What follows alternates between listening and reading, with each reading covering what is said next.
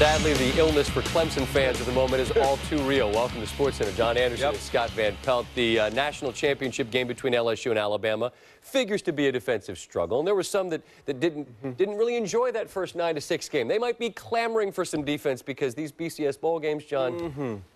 So far, lots of offense. Yeah. Right? Close games. Yeah. Key missed kicks. Well, the Orange Bowl tonight, West Virginia, Clemson. They did have the offense. Lots of kickoffs. The rest of it, not so much. Discover Orange Bowl. Let's discover how many points we can score. First, though, Dabo Swinney firing up his Clemson Tigers. There ain't no channel flipping tonight. There ain't but one show up. Hey, you either ready for the big stage or you not, because here we are, baby. Everybody got that? You either let your light shine or you hide it. Let's let it shine. Let's go. Let's go. Here we go. Everybody, here we go. All right, so it was a very good speech. It just didn't take. First quarter, West Virginia driving. Geno Smith, pass complete to Andrew Bowie. Bowie nearly tackled by Richard Hall, but he rolls off and just keeps on a run. And look at this one more time. He looks like he's going to go to the ground, but his bum never hits and uses his hand to keep himself balanced, not the elbow, so he gets to just run free a little longer. A couple of plays later, Sean Alston, straight up the middle. Not touched. West Virginia's first touchdown of the half. It's 7-all, so it's important to point out for the folks at Clemson, they did score first. In fact, they were ahead 14-7 when Tavon Austin goes right side, dives for the pylon. We got a counter. We say that's 2 touchdowns. We look at the replay again. Austin diving. He's inbounds there. Show me the pylon and the ball. Knock it over. You know what that is? Tie game at 14. Second quarter, all Mountaineers. Geno Smith. Little flip to Austin. He gets the corner. Little hesitation. Zip, zip, stays in bounds. West Virginia, the counter now. Listen, if you have a counter, that means there's going to be a lot on your side. Tiptoes along the sideline, stays in bounds. Great play by Austin. Swinney, he's going to talk to his defense, but I'm pretty sure that's a different kind of talk they're getting right there. Ensuing Tigers drive. Now, this is where the game turns. They are threatening to take the lead. Ellington pounding up the middle. And the ball taken out by West Virginia back the other way.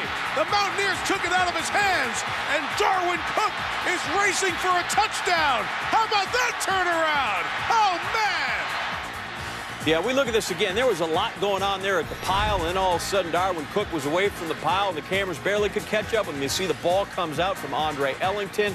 That is a turnover, and that is Cook racing 99 yards for the touchdown. High five the big orange. Oh, boy. Oh, boy. We have abuse of a fruit, and then he wasn't feeling good, and he had to go over there, and, well, he puked. Obi'd be fine, though, apparently. The rest of the everybody else in orange had some tough moments. Geno Smith going to keep that one himself. He's in again. Your TD counter is at 5. It's 35-20. And we still have 2 minutes left. Well, not much can happen there, right? Well, no, Clemson, Taj Boyd pass. That's picked off by Pat Miller. So the Mountaineers set up deep in Tiger territory. This is pleasing to the old grads. It's pleasing to the young lads. It's pleasing to kids who might someday in 3rd grade think about matriculating at West Virginia University. Austin again, 6 TD in the half. It's 42-17. Next Tiger drive. Maybe we should just get to the locker room, shall we? Boyd takes off, scrambles downfield. Ball comes loose again.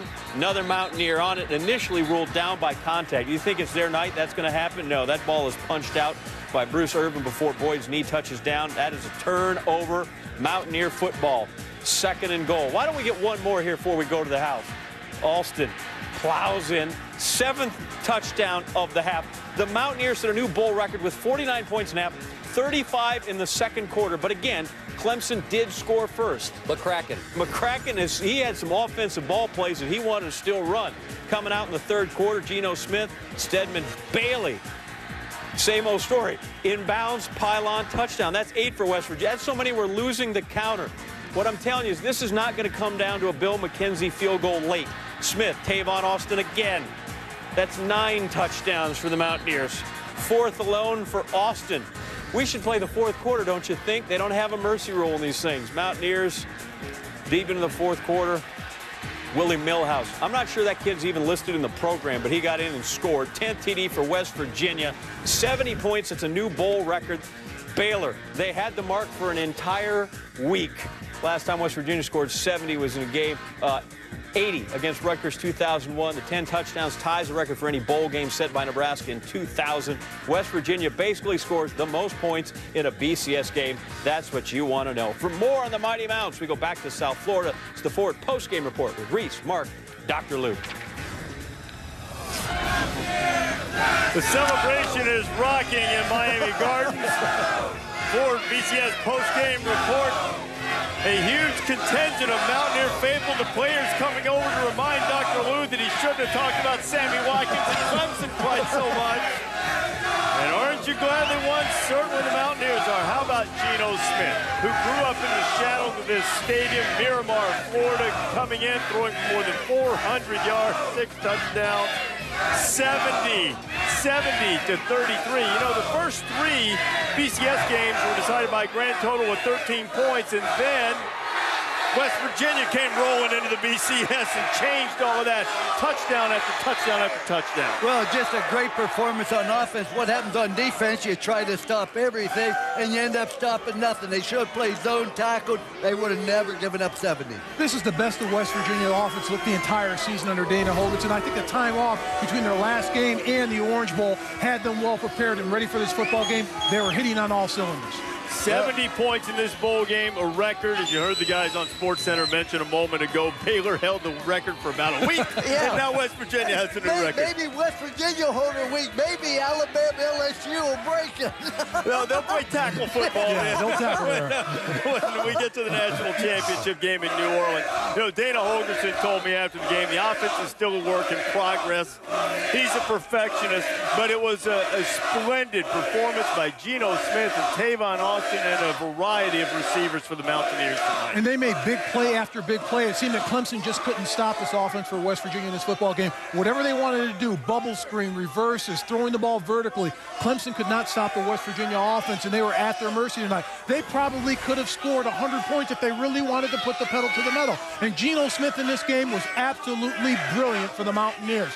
He was hitting on everything. No matter where he threw the ball in this game, he was 31 of 42, 401 yards, 6 touchdowns, and was perfect protecting the football, no interceptions. And what I liked about him is he was in rhythm with all of his wide receivers. When he dropped back in the pocket, he got rid of the ball when he wanted to. He connected short, medium, and deep with the football. Well, and we talked about the speed of West Virginia's wide receivers. It was really obvious today. And I think when you look at this West Virginia football team, it's hard to believe in their last 4 conference games, there was 4 points difference. They lost 1 by 3, 1 2 by 3, and 1 by 1. I think the Big East is definitely underrated. Tavon Austin caught this little flip pass that Dana Holgorsen said he got from a buddy of his who was a coach at Colorado School for the Mines, and they continually scored on it. Holgorsen will reach anywhere for a ball play. Well, it's easier. You aren't going to fumble it, and if he does drop it, it's an incomplete pass. So I think it's a brilliant way to run it. Let me ask you about the turning point in the game, and it seems silly to say in a 70 to 33 game. Clemson is going in. They're on the 1-yard line, about to go up 24-21. Ellington fumbles. Darwin Cook goes 99 yards. Clemson was never the same after that. Yeah, but it shouldn't be. Let me tell you, every time West Virginia scored, they kicked off. Clemson got the ball. You have to answer it. You got to bounce back.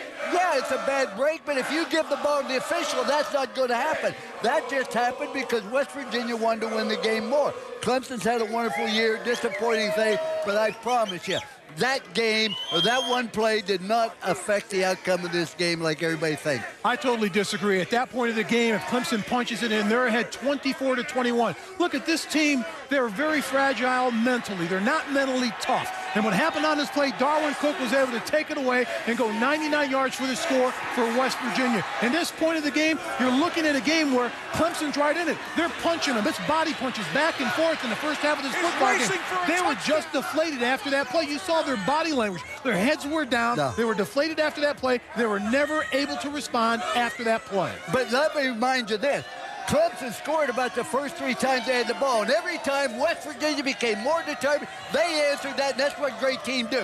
They score, you come back and score. When you have something bad go to you, you're going to find out what you're made of. You're going to find out how competitive you are, how tough you are, and that we found out about West Virginia. But after that play, what happened? West Virginia scored, Clemson shut it down. They couldn't get back on the scoreboard. They couldn't move the football. They were mentally out of the game from that point on. I agree with you completely. However, had it not been that play, it would have been some other play that they would have shut the thing down. Somewhere along the line, that play would happen. What are you, Kruskin? How do you know that? Well, you mentioned that something bad happened.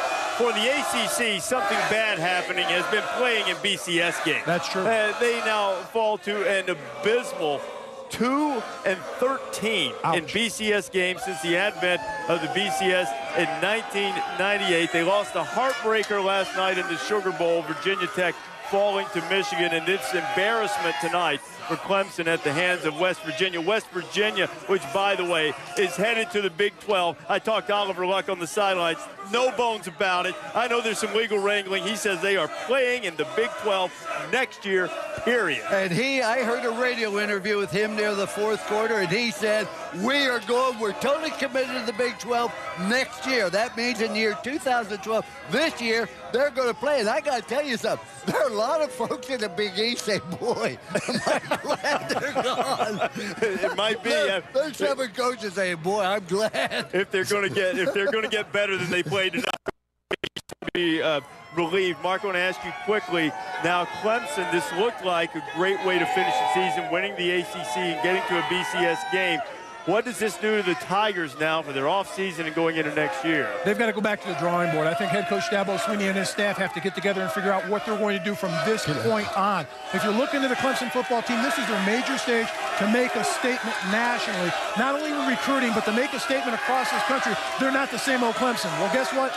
They are the same old Clemson. They can't win on a national stage. They can't win that big game, and they haven't done it for decades. Do you hear what the fans are asking you to do, Lou? What? They're saying, put it on. Put it on. Put on the West Virginia shirt. The West Virginia native. By a player.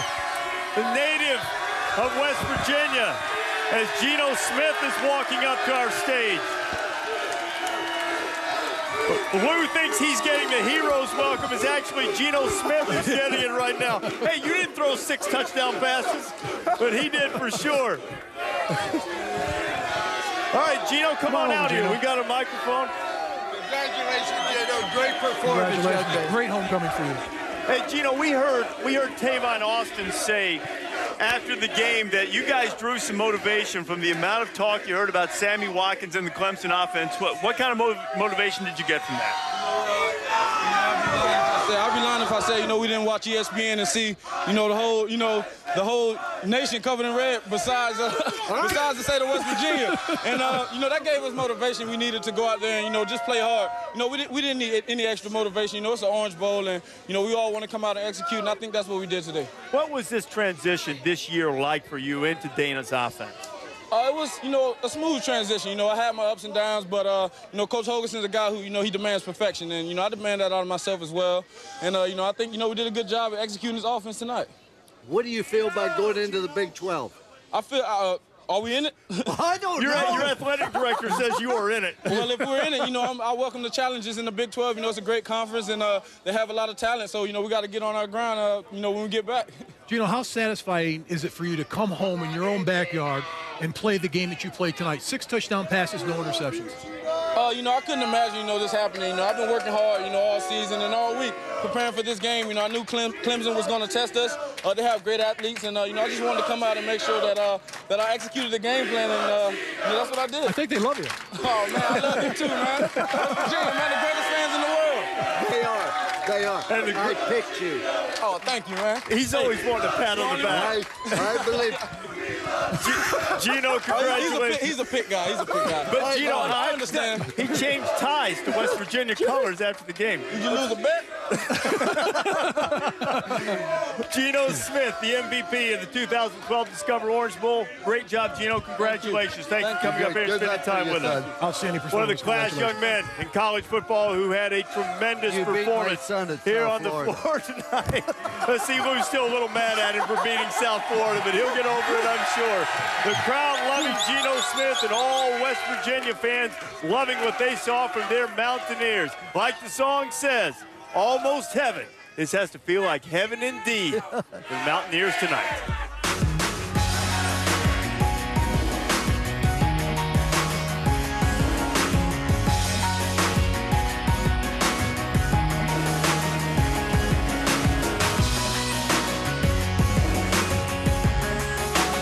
Postgame report.